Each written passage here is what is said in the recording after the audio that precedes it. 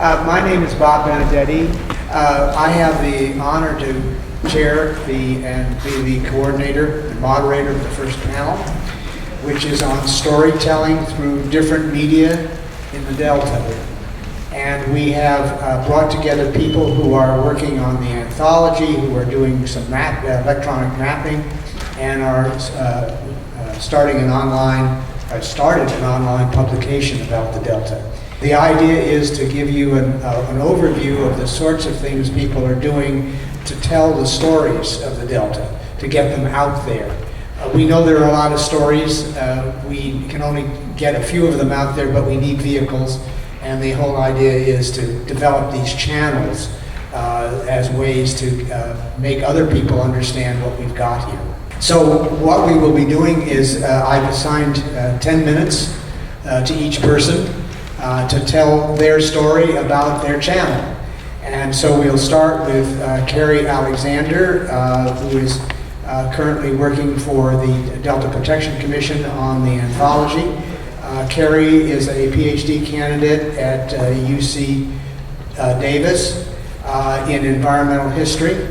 Her research focuses on time, property, and negotiation. I don't know exactly what all that's about, but she could explain it after she says something about the anthology. She is also a Mellon Public Scholar working for Cal Humanities. And before she got into the PhD program, she was a graphic designer and marketer for 10 years. So I'll turn it over to Carrie, and she'll tell you a little bit about the anthology and about this piece of paper that you were just passed. Well, good morning. It's wonderful to be here with you today, and I'm looking forward to meeting many of you before the day is over. As Bob said, I am a historian, and before that, a marketer and a designer. So I guess in many senses, I have been a professional storyteller for a very long time in multiple ways. What I really love about being a historian is that it begins, and learning to tell stories, is that it begins with listening to the stories that others have to tell. And so what I have really enjoyed about being on board with this project since the fall is that I have been able to go around to many places in the Delta so far, and many more to go, and have wonderful conversations with individuals such as yourselves, archivists, individuals who have lived here for a very long time, who call this their home, and have many stories to tell about their time here and their histories in the Delta. I have had the privilege of hearing these stories, and one of my roles here with the Delta Protection Commission is to gather those stories and work on developing a set of stories that can hopefully begin to cover some of the history that there is to tell about this beloved place. The categories that are listed on the page that you hopefully have in your hands. This is a tentative list, and it could be much, much longer.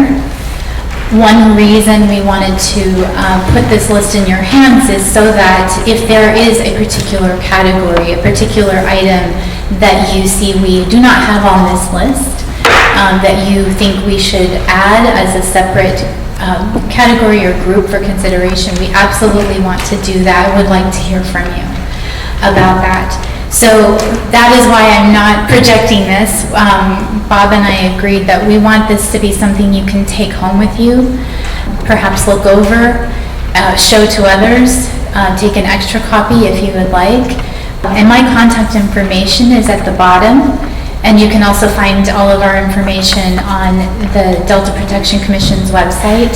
Under the Delta Anthology, we have a page there that has information about how to reach myself, how to reach Bob, and anyone there at the Delta Protection Commission could also direct you to us. So we would like to hear from you. We would like to know if there are sources that you would like to have us consider including. We have a board of editors that will be doing a final review process. And my role is to gather the items that we will present to the board for for review and inclusion in this volume. And with that said, we are aware that we will gather far more things, and really, I perhaps already have far more things than might fit into this one volume. But we have visions for how this content, how this information can be incorporated into future volumes or other forms of media that might take shape in the future. Websites and other technologies that we've considered and talked about. But the first step is really gathering a lot of these stories and a lot of these sources and the histories that exist to see what we have to work with, to try to make sure that we have as complete a picture as possible. And that is where I focus my time. So I think that's everything. The reason she was referencing me all the time is that I'm one of the editors, and I'm currently putting together sets of readings, basically in a historic fashion. On the handout you see the various periods that I'm trying to cover. The hope is that this book will be something like, if you know the volume Highway 99 that was done for the Central Valley and really established the Central Valley as a cultural area. That's the model for what we're trying to do here. The other model, though, is something back east, Foxfire, some of you may know about, in Appalachia, where actually they started with a volume, but they found that there was so much material that they kept issuing Volume 2, Volume 3, and Volume 4. We may well be able to do that because we are dealing with a large period of time and many different people and communities in the Delta. What we need now is material. We are anxious to have an idea of what our locus, what the corpus will be before we start dividing up what we'll put in the first volume. I will go to the next storyteller.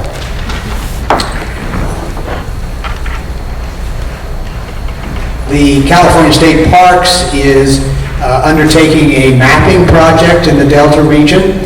And Paul, would you pronounce your last name for me? I didn't get that. Veize.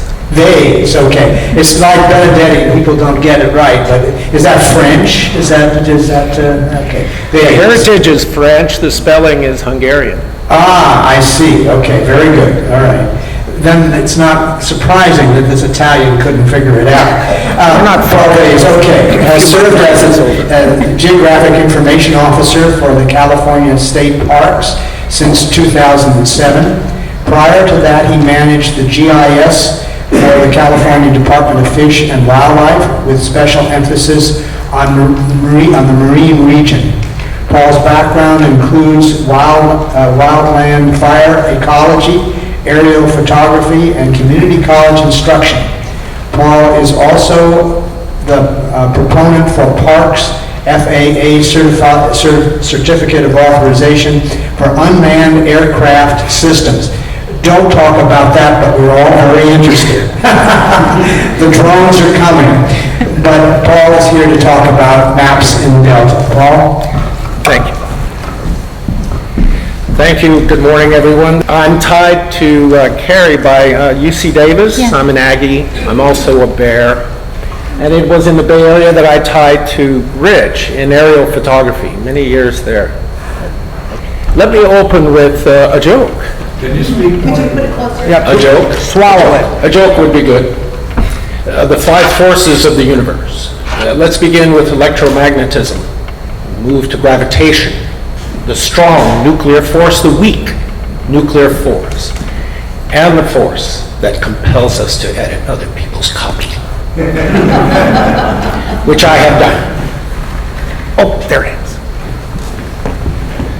So I'm presenting to you on the opportunity that I perceived here. This came to me from a former student that said they need a slot on electronic mapping. You want to do that? Yep, sure. So I contacted Denise Jafke, who could not be here. This resonates with me.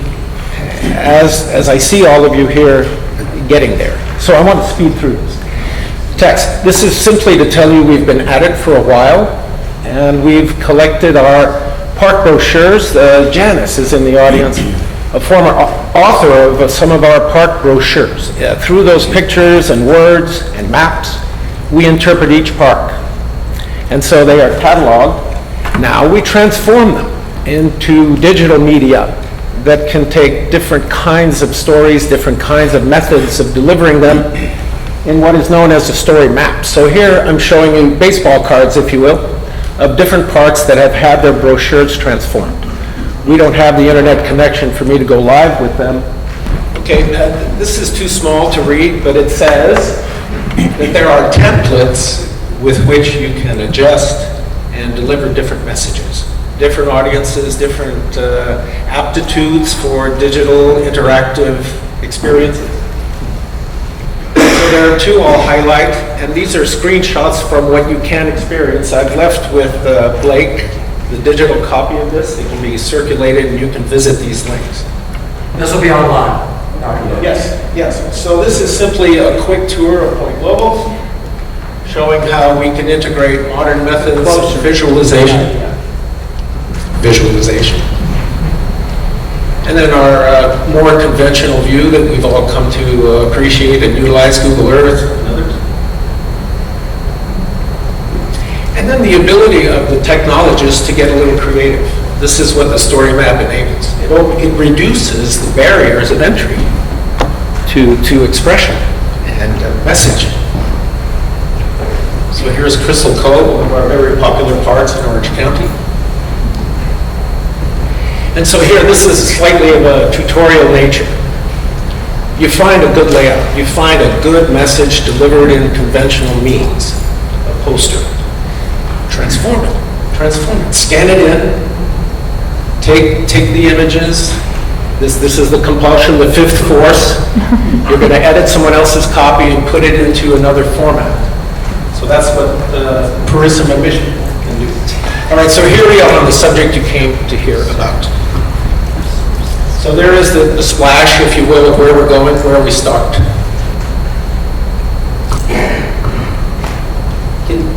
I don't know if you can read that. Yeah. So those are Denise Jafke's works. She's my colleague, the archaeologist working for our Sierra district, and involved statewide with the maritime heritage.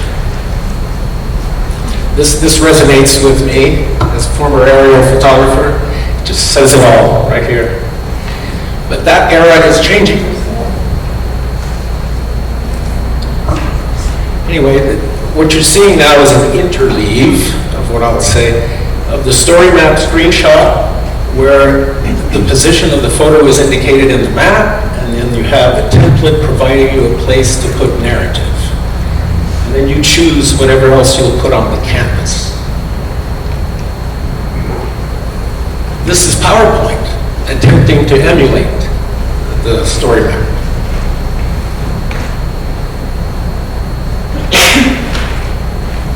The Niantic was a ship abandoned. It has quite a colorful story.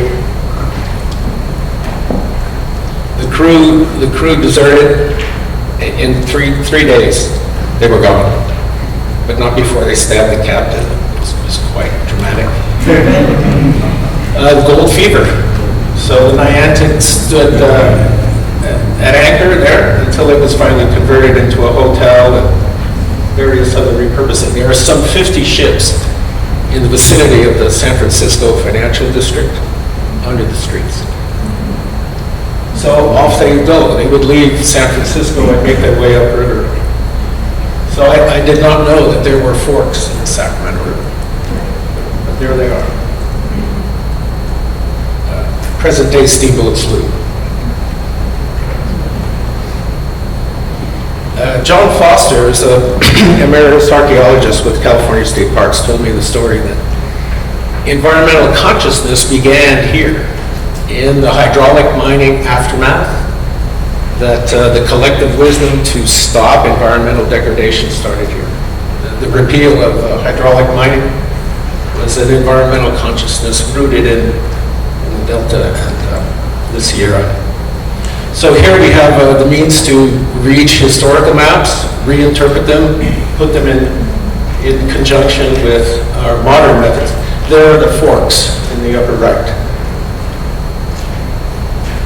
So in the floods of 1861, Rio Vista was completely buried in sediments. And Margaret Purser and others were the excavators in 1995. And in Clarksburg, which has been mentioned here as well, there's a gold rush era schooner, which is interpreted from its particular fittings. So the marine archaeologists, the marine architects, naval architects have that body of knowledge to be able to pin down these findings. This is a very popular lithograph. 1849 Sacramento, you're looking east along J Street. And steam arrived in the very lower right. You can see a stack of steamboat. Much more successful means of navigating the Delta than wind. Of course, when the boat operators raced to get business, what did they do? They cranked those boiler pressures up so high, well, they lost a few. It was quite a sight. Can you imagine all the passengers standing around the boiler when it blew? Very, very, very serious stuff. So here, the interleave is coming to an end. Here we're in Sacramento, but what narrative and the display capability that you have in PowerPoint is still very powerful.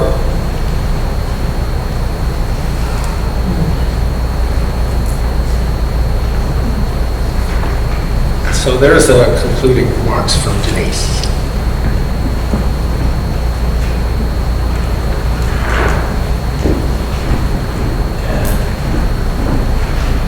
Okay, where to get it? Environmental Systems Research Institute, known as ESRI, is the maker of our GIS. And they also publish this platform for story maps. ArcGIS Online is the name of the platform. Catchy graphic. This is perhaps the most compelling reason to begin engaging in story maps is the ability to share them. And this is exercise I think Blake did a very, very good job showing the role of the Delta Protection Commission in making this network happen. So think of this as one of the channels through which you can continue. And that's us at State Parks. Thank you. Thank you. On time? Yes. We're on time. It's certain questions up there, but I'm having people hold questions, if it's all right, until we go through the panels. And we have now Rich Turner, who has single-handedly twisted the arms of lots of people to contribute to his magazine. Rich Turner explored Antarctica as a Navy photographer, was a newspaper photojournalist for 19 years, and at least part of that was with the Stockton Record. Most of it. Most of it, and self-employed since 1990. Delta Grandeur, his museum exhibition, is now touring California, and he launched Soundings magazine online to share stories about the Delta that you won't see in the mainline media. Rich, you want to say more about Soundings? No, thanks. What is Soundings? Well, I think to answer that question, I probably should start a little bit back a ways. And when I moved to Stockton to take the job at the Stockton Record that Bob mentioned, I came down from Roseville. I was born in Sacramento. I didn't know anything about the Delta. A few friends would come back with stripers and they'd say, you know, we caught it in the Delta. I don't know where the Delta is, and I grew up in Sacramento. So I moved to Stockton, and there's no better way to learn about your community than being a photographer for a newspaper, because you're never in the office, you're always out. I found the Delta that way. Newspaper work can be fairly stressful and deadline driven and all of that, but I find myself, and I loved it, I mean, gee whiz, I was in for 20 years almost, but I'd be driving home after a stressful day at the office and I'd see a great quality of light out in the west, and I would just miss my freeway exit conveniently and chase the light with my cameras. Well, that was back in the 70s, and I amassed this pile of Kodachrome slides. I'll get the soundings, I promise. But you need to know where it comes from. And so over the years, I've just explored the Delta. I love the Delta. I don't know much about it. And then I start hearing about the political issues and such like that. And I started showing pictures of the Delta to anybody who wanted to take the time to stop, look, and listen. I found that people then learn more about the Delta by seeing the beauty of it. And then they would ask questions and I could talk about it. And that led to gallery shows, even while I was still with the paper. But I was specializing in the Delta because it spoke to me somehow. And when I would go on photographic forays, I'd come back refreshed somehow. And that there is hope, there's beauty out there, so let's preserve it. And I felt like photography can do that. Art can help preserve things. If we love something, we want to protect it. Excuse me. So, fast forward. Gallery shows, Bob mentioned Delta Grandeur. Well, it started before that. I was invited to show pictures of the Delta at the state capitol. So I built an exhibit that was there for about 3 months, and it moved to the Wallace Stegner Environmental Center in San Francisco. And that started a little bit of a following. And all of these things that I'm doing, I'm a one-man band. I have one point of view. And my Delta Grandeur, and there's a book that is a companion to that. It's just me. It's just what I see. It's what affects me about the Delta. Now, fast forward, I've kind of got to the point where I've kind of said all I can by myself, and I got the idea to, as Bob said, twist some arms. I made a few phone calls. I got this idea, bounced it off a few friends. Everybody I talked to thought it was a good idea, and that idea is, let's have a magazine that has more points of view than just my own. Fiddled around with names and came up with soundings, because I want soundings to become kind of a trusted go-to feature magazine, if you will. I think that the Delta is an underserved, journalistically underserved region. Now, there are newspapers out here and such like that, but Soundings doesn't want to be a newspaper. Soundings wants to be something else. What that is, we're still working on it, but it's a lot of fun to put together an eclectic group of stories. And we had planned some screenshots, but we have technical difficulties, so I just have to tell you what the magazine looks like. But it's an online magazine. It's soundingsmag.net. Bob Benedetti was one of the first arms that I twisted. I sent him an email and told him a little bit about it, and he wrote back fairly quickly that he was actually interested, and I was quite surprised, delightfully surprised. So he was one of the first contributors to Soundings. His piece was, let me find it here. Oh, Mount Diablo and the Delta as place. I'm sorry, I forgot that. And there's a reason for that. We've already published 51 stories by 23 authors. And it's a fairly eclectic, and I'm also one of the authors, and I also put some of my pictures in it. I really wish I could just kind of click through the magazine to show it to you. It's voices of a diverse group of journalists. Alex Breitler is one, and I don't know if any of you know him. He was a longtime writer with the Stockton Record. He's another arm that I twisted, and he wrote a really wonderful piece about the Delta Dragons, dragon boat racers. Did you know that the Delta has its own dragon boat team? Well, they start practicing in the fall, and then they have a big meet, and the dragon boat history goes back some 2,000 years, back to China. And he did this wonderful, wonderful piece about our local team, but tying it together with the history in China. And that's what Soundings wants to be. Soundings, we want to solicit writers, pitch story ideas to me. If they're appropriate, we'll find a way to work together and get them in. Photographers, artists. Another contributor whose arm I twisted was a longtime photographer I've known, longtime friend, and he's a great aerial photographer. He did a little essay for us called The Water Wars Continue. And he shows us the Delta from the air, spectacular photography. And he wrote a little essay to go with it. Let's see, what else do we have? Oh, Alex Breitler again. He wrote a little piece called Delta Anthology, and it's about what we're talking about today. So he wrote that for us. Oh, and also guest editorials. We can respond fairly quickly. Barbara Berrigan-Perea, she's the executive director of Restore the Delta, brought to my attention that there's a gas well flare test out on Brandon Island about a month ago. And she said, do you know anything about it? I said, no.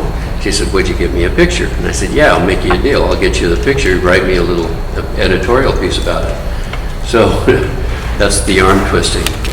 And she did, and we have that in, and that was in last month, talking about is Metropolitan Water District going to be a good neighbor because they own much of Brandon Island, among other islands. So we don't want to shy away from controversy, but we don't want to center on controversy. We don't want to be a boating magazine, but we'll do boating stories.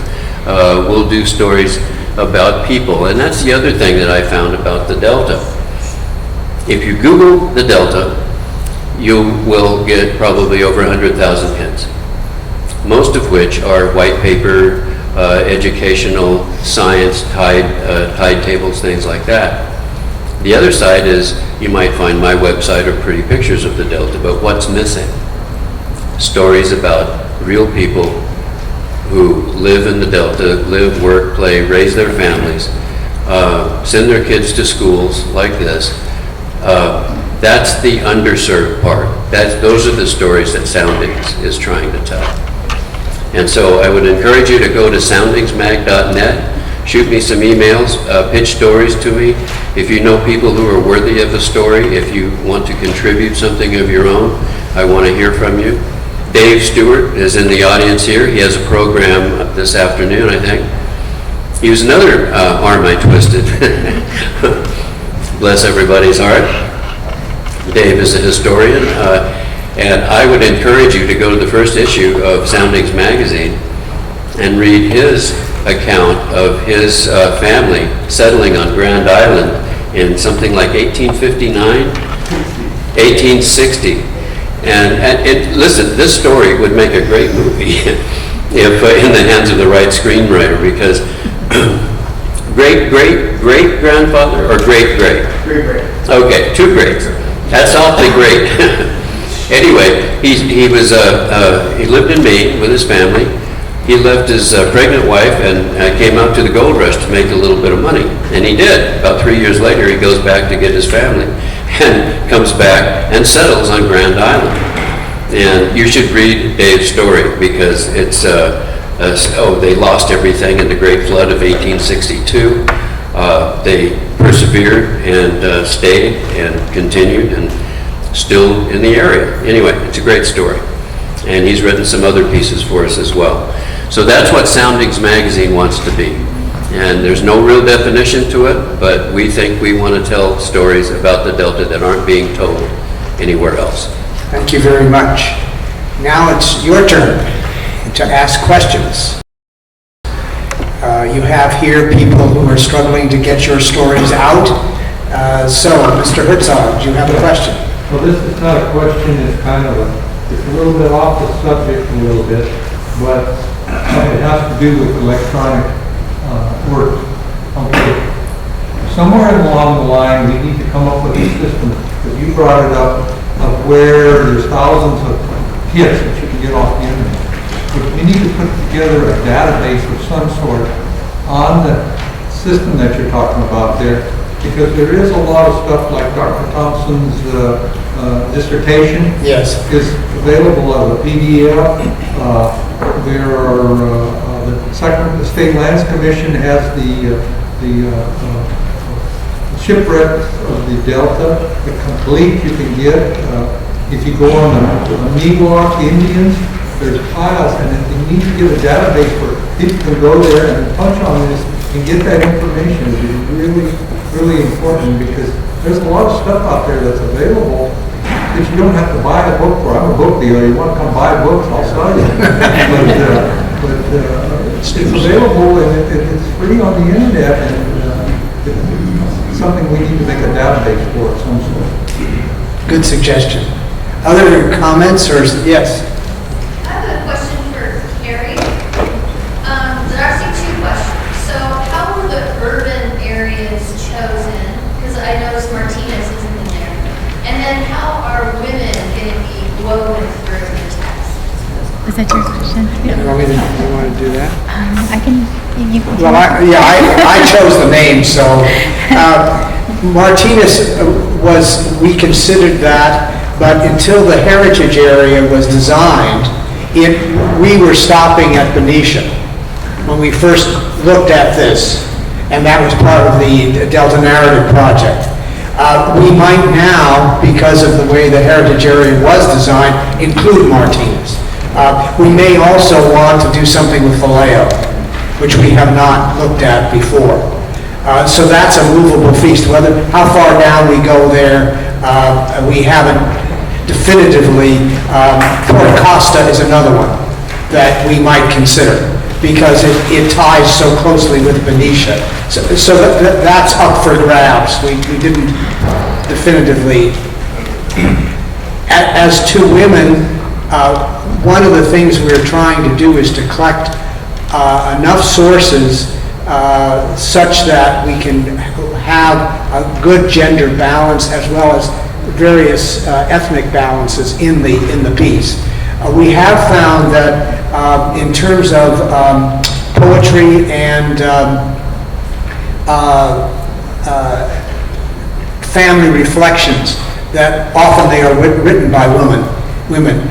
Probably the lead woman right now that we hope will be in it if the editor approves is Joan Didion. We do want to have part of Run River in the text, but there are others as well, and I can't. I'll have to go to Mr. Herzog to get the pronunciation of the poet, the Polish poet that was a beat poet who moved to Locke and wrote the poem on the river. You can't either. Okay, that shows we're getting old. But we are trying specifically to make. She was part of the beat movement in San Francisco. Yeah, but we are specifically trying to collect. However, if you know of it, we love it. Yes, Mariano. Because you're talking about literature, there's such a rich visual arts here, including Wayne Thiebaud, who lived in the hood and has written extensively, and I didn't see that as a category. No, we're not sure what we're going to do with visuals in this first volume, because you're absolutely correct. You have Ying Ho right here too, right now, and we also have a history back. Right, we have a history of visual arts. That is a challenge that's, for example, in the original Highway 99, they didn't try to put them together, not because they aren't important, but because it's too big a bite.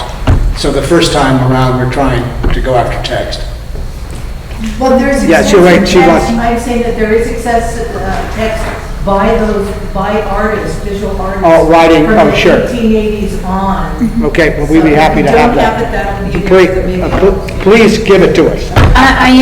We're collecting visual arts as well. And in fact, on Tuesday, I'll be going to a location where we will have a photographer come with us, and they will be doing a tour with me, and I will look through archives and everything they want to show me.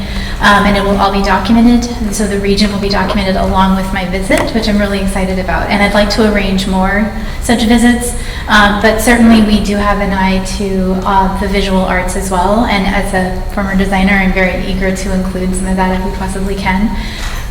Which also reminds me, I've neglected to mention, we have a wonderful book that we were able to retrieve through the help of one of our archivists and from Bob here. If anyone wants to look at it, it's quite a treasure of the Delta area. So feel free to stop by. And I have one more thing to say just about the question about women. I am personally highly trained in women's and gender history. That's one of my subjects of specialty.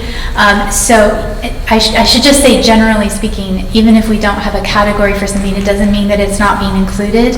It's something that we want to keep an eye on, but I think that it would not be possible to tell a complete story of the Delta without integrating the story of women and families and children into the work that we'll be doing. So we're definitely keeping that in mind. So. Yeah, ma'am. Yeah. What's the name of the book? Yeah. We have been... No, the one in front of you. Oh, the name of the book. Let me pull it out and I'll show you. It's called The Close of the Day. The what? The Close of the Day. And it has paintings. We are still establishing provenance, but it is definitely worth looking at. But it's something that it's so delicate, we don't know. The author is unknown, and that is one of the things we're trying to establish. Question to Paul Here you go. on the electrical, your presentation. It looked as if the ArcGIS, or that you were putting together a template that we could use. At least that's what I was hoping, that there's a template that we could use for to make presentations for historical presentations and that kind of thing. Is that kind of what you were talking about? Yes, exactly. In fact, it was Janice here again also pointed out, this is one approach to template utilization, where words and pictures are combined with interactive maps. When you say maps and interactive maps, Esri, the GIS people, they're way on top of that, but as you know, Adobe very, very strongly tied to the creative community, and so Spark, Adobe Spark, I just learned of today, will also be very facile. For you have the story, you have the material, the template accelerates you toward some presentable product. iMovie does the same thing for Backbase. Has trailers that are a minute and 13 seconds. You can just click in 20 photos, put in your words. There's Clipboard, there's others as well. Wait, let me, if it's all right, let me call on you so that we get you, go ahead. Yes, that's all right. I Yes. just want clarification that State Parks, California State Parks doesn't intend to put our designation on your existing website. You were just showing examples of what we might use ourselves. Of course, California State Parks is, you could say, a community member in the Delta with Frank's Tract, Brandon Island, just up the road here, Delta Meadows, the unclassified property. I'm simply bringing you channels through which we are harmonizing with your efforts. I should point out that we have recently hired Stacy Yankee to be the chief of our interpretation and education division. So if there's anything in the recency of arrival of someone, you may have fresh ground to propose and engage state parks at the interpretation and education dimension.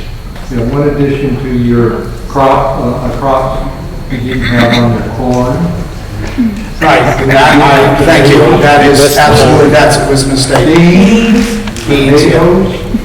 Potatoes for sure. There are many. And Walter, adding the large Russian village that was in Long, so I think the story of the Russians is something that needs to be told as well. It's not in the Good, thank you very much. One more question, then we've got to break. Go It's ahead. not actually a question, it's just a comment. Clarksburg is spelled B-U-R-G, not B-E-R-G. I'm sorry. Where is this? On yours? Yeah. URG, that's right. That's only a Clarksburgian. No. There we go. I can tell you who gave me the spelling, but I won't. All right. Thank you very much. Thank you.